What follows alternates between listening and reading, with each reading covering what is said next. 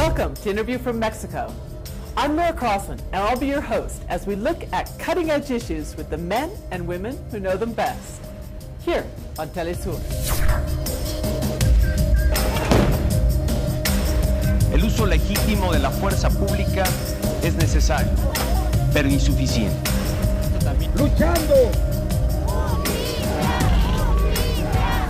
Regina Orozco is a multi-talented Mexican artist whose work is instantly recognizable for its quality, originality, and irreverence. She opens her heart on stage and fills the room with her voice. And she has a lot to say. Join us as we sit down to talk with Regina Orozco.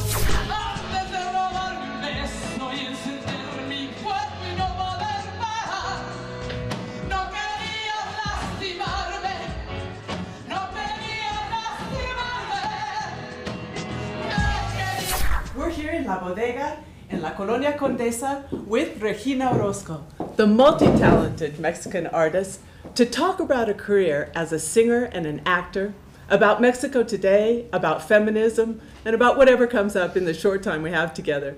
Regina, thank you so much for being with us today on Interviews from Mexico. Muchas gracias. Thank you very much, Laura. Here we are. You're in the middle of rehearsals for Annie, a big Broadway musical here in Mexico City, aren't you? Bueno, pues ahora sí estoy como. Yes. Well, right now I'm like crazy with rehearsals. That really, it's really hard just to find time to run to the bank. Well, the play opens in October, and well, I really have done very few musical comedies. That is, as a kid, I did a lot of amateur shows back then, but now it is a very special world, the musical comedy. You have to share the stage with like 45 actors, and among these 45 actors, there are like 10 or 12 little girls, so, and 2 dogs. So it's very good. It's very, very fun. And you've done all kinds of genres, from opera, you were classically trained at Juilliard, to cabaret, theater, film. Do you have a preference? Is there one that's most satisfying to you? Well, really, it depends on the project, no? Not exclusively cinema, or there are operas that I have enjoyed a lot. There are movies that I've enjoyed a lot. But I think that the shows that I write and produce are what I most enjoy. But right now, I'm going to be an employee, so that's also fun. I think that I enjoy it a lot. And what do you usually look for in a project? Well, first, that I am passionate about it, and that what I have to say isn't something silly. This is why I don't really do telenovelas, for example. They have invited me to do telenovelas, and to have to say so many prejudiced things that just make the people stupid. I mean, I'm not saying that all telenovelas are bad, but what you can have to say, the stupidities that you sometimes have to utter, the majority of the telenovelas are really, really dumb. So, well, I have to be passionate about it. I need to be having a lot of fun, and the character needs to fit with what I am passionate about. It has to be something interesting. And one of the common threads that we notice in not everything you do, but in quite a few of them, is the use of humor. What made you attracted to comedy? Well, I think that I already had it. I'm good at that. Yes. I have another connection to be able to associate reality with another type of view, that is humor, and it's easy for me, and it's my way of surviving in this life, no? Especially when you see so much tragedy. Well, if I have the weapon that is humor, I can transform it. I can transform tragedy and human pain into something funny without making fun of it. In other words, humor is looking at things from another point of view. I'm not saying that it's a joke. It's looking from another point of view to be able to to be able to endure it all the human tragedy. That's why I use humor. Well, that's a little bit what you do in satire, like in the recent show that you did on songs for washing dishes, where you take, the situation of women in a very submissive role, and with all the drama of heartbreaks and broken affairs, and you make comedy out of it, no? Yes, well, that is an album that yes, I titled it Songs to Wash Dishes, and it's music that they put on the radio all the time from the 70s, 80s, 90s, and up to now, because the content of the song is like to destroy your self-esteem, no? To drag yourself on the floor for love. For women especially, and for the men too, no? Because there are 2 or 3 songs in the album too, by Camilo Sesto, and well, what I did was to sing these songs that I'd say, honestly, or people would say to me, are you really singing He Lied to Me and Cursed Spring, which are songs that are, well, extremely pop songs, and me coming from a cultured classic world, so I dared to sing these songs I have in my DNA because, well, I listened to them my whole life. And I made up some stories about an extremely vengeful woman who's really been hurt for having this kind of emotional education through these songs and through the telenovelas. And, well, and I think they're great, and I love singing these songs. I mean, I don't take them literally. If I took them literally, it would be really bad. And yes, in general, there are many women and men who interpret these songs to the letter. Unfortunately. That you can't live without love, no. That you can't live without a man, no. And so it makes people laugh a little bit. It's very important to do that. Also, you've made records and shows with other people as well, like one who comes to mind is Omara Portuondo. Tell me about that. Yes, Omara Portuondo from the Buena Vista Social Club. I had the opportunity to meet her 5 years ago, and, well, she accepted me because, well, she's an icon of Cuban music. The lady is going to turn 85 years old. And me, 20 springs. So, well, we made an album of songs by Agustin Lara and Alvaro Carrillo, which are songs she adores. She accepted me, she took me in, and I learned what music is in such a simple way and so artistic. So, well, I am totally blessed by life for having gotten the chance to meet her. And then one of the things that I really like about that collaboration is that both of you are so original. You have your own style. She sings barefoot, and you have the content of yours. Well, we're going to go to a brief pause. We'll be right back. Don't go away.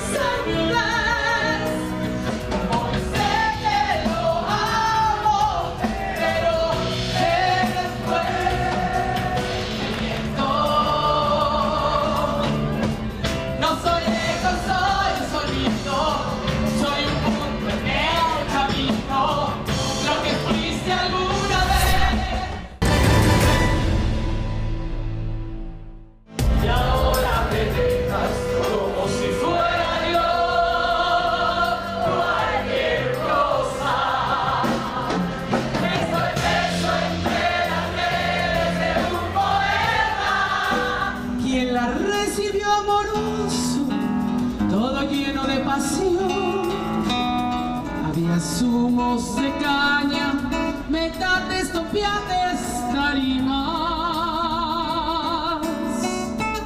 Él me mintió, no me amaba, nunca me amó.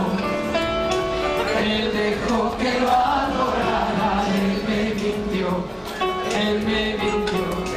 era un juego y nada más, era solo un juego. We're back with Regina Orozco here in La Condesa. And before the pause, we were talking about songs for washing dishes, you know, and the situation of women. And one of the phrases you've used in another interview is the vicious cycle of love. Can you tell us about that? Well,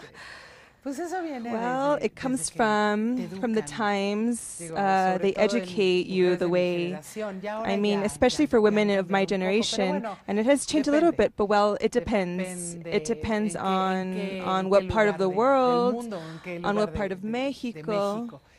But yes, the vicious cycle of love is first this, when you believe that you have to give your life to the other, no? That you have to be there, that you have to live dependent on the other person, no? But well, it's part of that kind of education of if you work, if you are independent, no one will love you. That these kinds of things that they teach us. Now, of course, it's true. There are young women like your daughter and my daughter. They already have another type of mentality, but fine. Anyway, the vicious cycle of love, it goes, well, to love is, not so easy, let's say, no? Because the ego comes in. Well, that's probably the human condition, and there's always going to be a lot of drama involved in it. But it does seem like things are changing a little bit, and even in Mexico. But we do have Mexican culture, and especially traditional popular Mexican culture, reinforcing that quite a bit, as you mentioned before, no? Well, yes, I'm saying television doesn't help at all. And also, well, these are also sectors where still a lot of machismo exists. And I'm saying that without getting into the femicide, which is another story, we are talking here about a lighter side of relationship problems. But well, if we still see machismo on the streams of the misogyny, all of that, well, these are major problems, no? And on this level, there hasn't been so much progress in terms of the violence against women, which has increased, of course, in the context of the overall increase in violence. There is more violence. Let's say our politicians don't help. On the contrary, or rather they do help. They help to create more terrible situations, more terrifying situations with the narco and with this pseudo power that they give to many men who use this type of violence, of terrible lives that exist in the world of the narco, no? But well, this is something else, something horrible that doesn't have anything to do with songs to wash dishes, but it's a part of other shows. Well, you are known for being a feminist and using the word openly. What does feminism mean to you? Well, I think that rather than feminist, because, well, there are feminists that really work for that end, I could be in agreement with many feminist ideas, but especially with ideas regarding equality and the rights of all living things, not just humans, no? Also the rights of women and the rights of masculinity, of men too. I'm for a world where they can also cry, they can also express themselves, they can stay at home with the kids, no? The rights of abused children, and also the rights of animals. I mean... Yeah, you've been a big defender of animal rights as well, haven't you? Yes, well, what I do is just that. What I feel is unjust, I put it onto the stage. And with only a little, by adding just your own little grain of sand, if you move someone a little, I'm satisfied with that, no? One person alone can't change the world or the society or the stage, no? Maybe with 2 or 3 who take an idea, like based on what I say, well, with that I'm satisfied. You know, it begins to elaborate like spiders, like webs, so that when one person changes, it changes someone else and so on.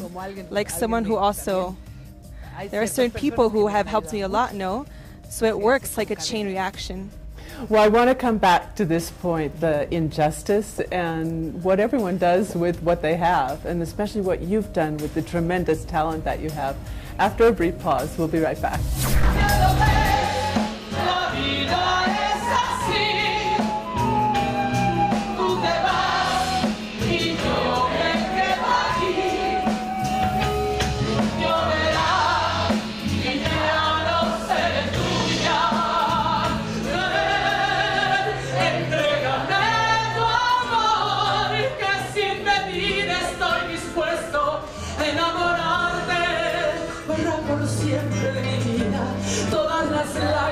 Que habitan cada noche sin tus besos en el rincón de mis lamentos. No me queda más refugio que la fantasía. No me queda más que hacer de una.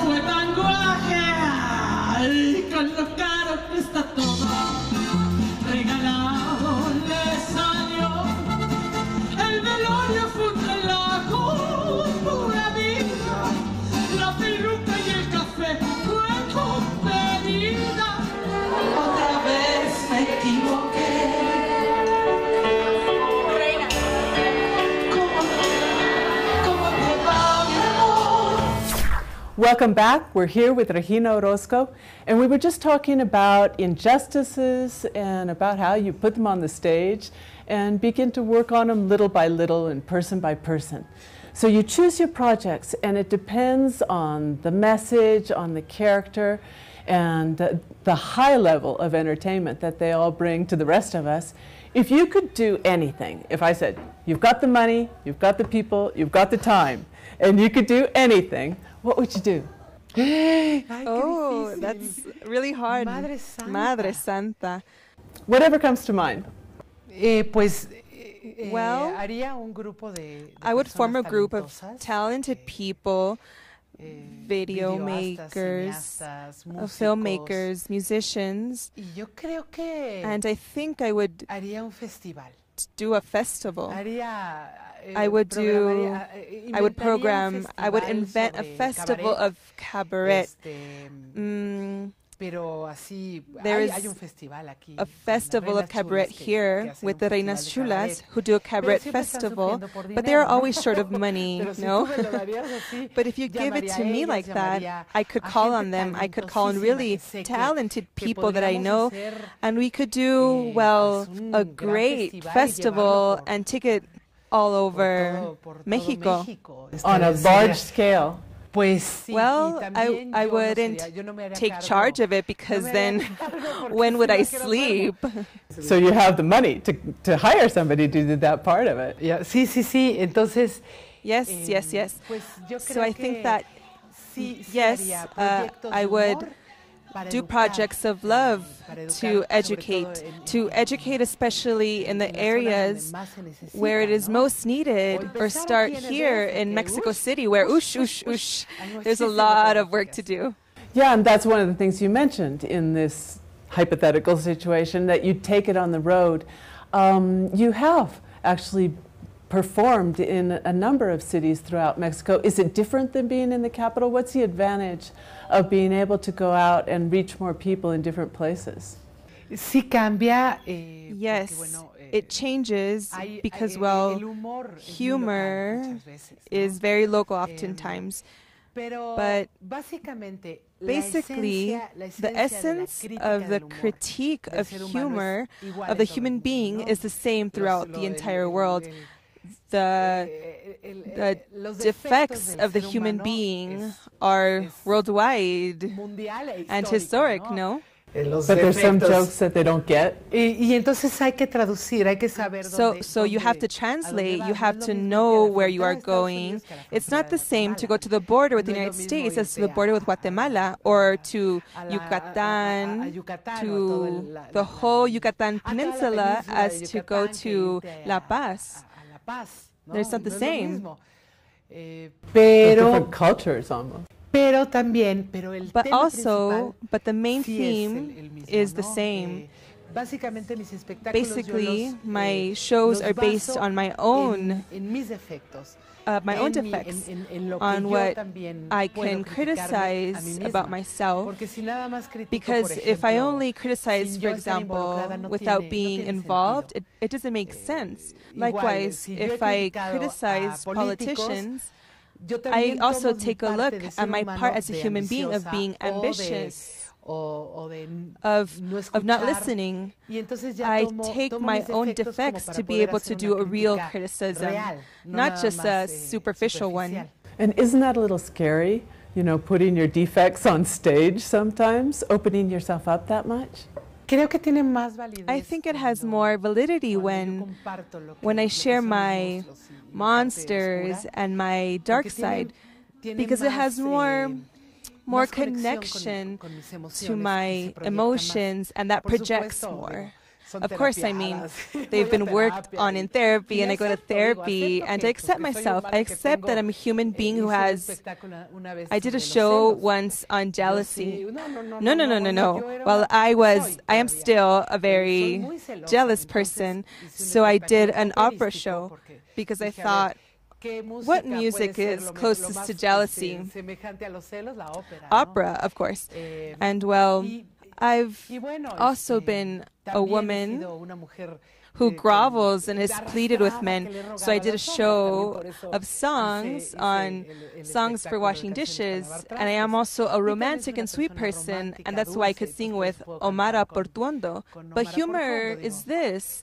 It's to accept that we have monsters and dark sides, as do all human beings, you know, and transform them. Well, it takes a lot of bravery. I still think that it takes a lot of bravery, and it certainly takes a lot of talent to do that. Regina Orozco, thanks so much for being with us today on Interviews from Mexico. And thank you. We'll be back next week on Interviews from Mexico.